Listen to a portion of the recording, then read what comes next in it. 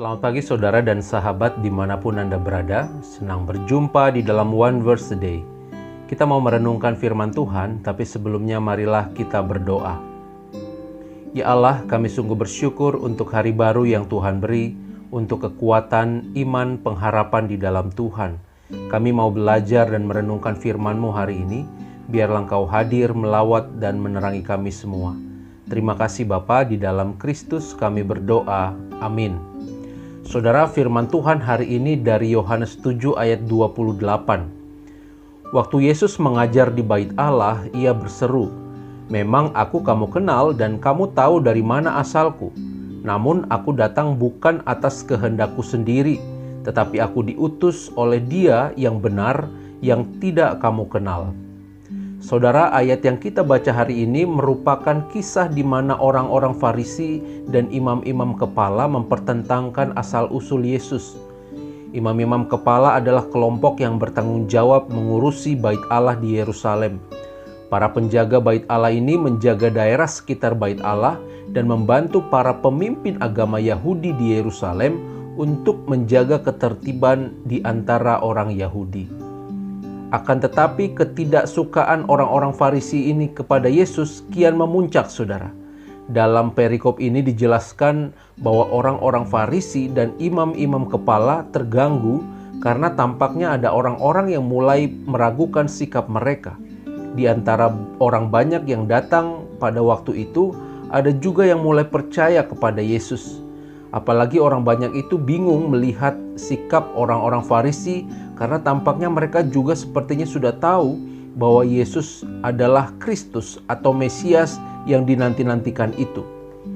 Tanggapan orang banyak terhadap Yesus ditambah banyaknya orang yang percaya kepada Dia, ini menyebabkan orang Farisi dan imam-imam kepala memerintahkan para penjaga bait Allah untuk menangkap Yesus. Mereka menganggap bahwa apa yang mereka pahami adalah yang paling benar, sehingga tidak mau mendengar perkataan Yesus. Namun karena belum waktunya, tak seorang pun yang dapat menangkap bahkan menyentuh Yesus. Ini menunjukkan bahwa sekalipun para pemimpin agama berkuasa menangkap dan membunuh Yesus, tetapi Bapa yang mengutus Yesus itu, Dialah yang sesungguhnya berkuasa atas segala hal yang terjadi di dunia ini, termasuk di dalam kehidupan dan misi yang Yesus jalankan. Yesus berkata, "Memang aku kamu kenal dan kamu tahu dari mana asalku. Namun aku datang bukan atas kehendakku sendiri, tetapi aku diutus oleh Dia yang benar, yang tidak kamu kenal." Dan terhadap orang banyak itu Yesus juga memberitakan kematiannya. Ia mengatakan bahwa Ia akan segera kembali kepada Bapa yang mengutus Dia, dan tak seorang pun yang bisa datang ke tempat di mana Ia berada. Saudara yang terkasih dalam Tuhan Yesus Kristus, terhadap kita yang hidup di masa sekarang, pertanyaan tentang siapa dan dari mana Yesus sebenarnya tentulah juga mendatangkan kebingungan dan kegalauan. Apakah Dia sungguh-sungguh Tuhan dan Juru Selamat yang diutus untuk menyelamatkan dunia, termasuk kita?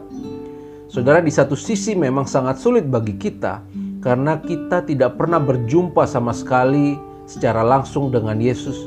Kita tidak dapat melihat dengan mata kita dan merasakan langsung tentang Dia.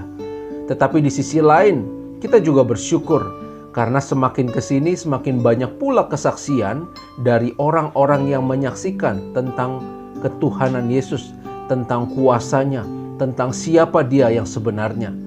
Bahwa sesungguhnya Dia adalah Tuhan dan Juru Selamat dunia ini. Sahabat, di atas apakah kita menyaksikan langsung atau tidak tentang Yesus, tetap kita harus menggunakan iman untuk percaya. Karena orang-orang pada masa Yesus setelah melihat dan mengalami langsung, tidak menjamin juga bahwa mereka langsung percaya. Yesus pernah berkata, "Sekalipun kamu telah melihat aku, kamu tidak percaya." Yohanes 6 ayat 36. Tidak jaminan saudara bahwa orang yang sudah pernah melihat maka ia akan percaya. Tetapi berbahagialah mereka yang tidak melihat namun percaya. Yohanes 20 ayat 29. Saudara yang dikasihi Tuhan, kita hidup di dalam Tuhan karena iman percaya.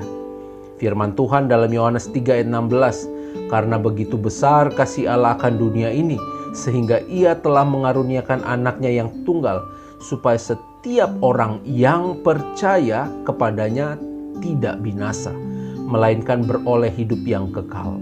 Iman kepada Yesus Sang Mesias, Anak Allah yang menyelamatkan itu, hendaknya terus bertumbuh dalam kehidupan kita di tengah berbagai tantangan dan ajaran yang terus berupaya menggoyahkan iman kita. Kiranya Roh Kudus selalu menuntun dan menerangi di dalam setiap peziarahan iman kita. Amin. Mari kita berdoa. Tuhan, kami bersyukur untuk firman yang boleh kami dengar dan kami renungkan. Biarlah firman dan kebenaran-Mu hari ini boleh terus menuntun dan menerangi kami, betapa kami harus menjaga iman kami, bahkan menumbuhkannya. Biarlah kami menjadi orang-orang yang berbahagia, karena kami tetap percaya di dalam Tuhan meskipun kami tidak melihat. Di dalam Kristus kami berdoa. Amin. Tuhan memberkati kita semua, saudara.